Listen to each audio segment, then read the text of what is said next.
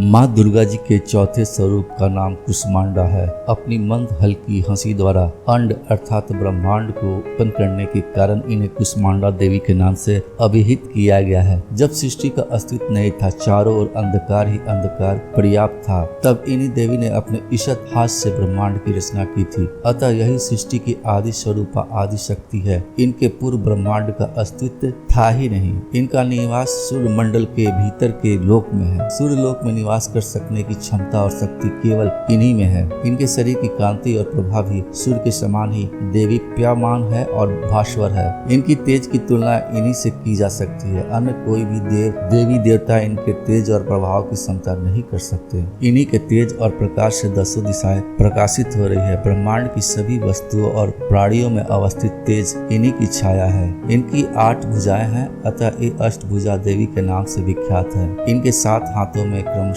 कमंडल, धनुष, बाण, कमल पुष्प, अमृत पुरु, कलश, चक्र तथा गदा है। 8वें हाथ में सभी सिद्धियों और निधियों को देने वाली जपमाला है। इनका वाहन सिंह है। संस्कृत भाषा में कुष्मांडा कुम्हड़े को कहते हैं। बलियों में कुम्हेड़ की बलि इन्हें सर्वाधिक प्रिय है। इस कारण से भी ये कुष्मांडा कहा जाती है। नवरात्र पूजन के चौथे दिन कुष्मांडा देवी के स्वरूप की उपासना की जाती है। इस दिन साधक का मन अनाहत चक्र में अवस्थित होता है। अतः इस दिन इन्हें अत्यंत पवित्र और अचल मन से कुष्मांडा देवी के स्वरूप को ध्यान में रखकर पूजा उपासना के कार्य में लगना चाहिए। माँ कुष्मांडा की उपासना से भक्तों के समस्त रोग शोक नष्ट हो जाते हैं। इनकी भक्ति से आयु, यश, बल और आरोग्य की वृद्धि होती है। माँ कुष्मांडा अत्यल्प सेवा और भक्ति से भी प्रसन्न होने वाली है। यदि मनुष्य सच्चे हृदय से इनकी शरणागत बन जाए तो फिर उसे अत्यंत सुगमता से परम पद की प्राप्ति हो सकती है। हमें चाहिए कि हमें शास्त्रों पुराणों में वर्णित विधि विधान के अनुसार माँ दुर्गा की उपासना और भक्ति के मार्ग पर अहर्निश अग्रसर हो। माँ के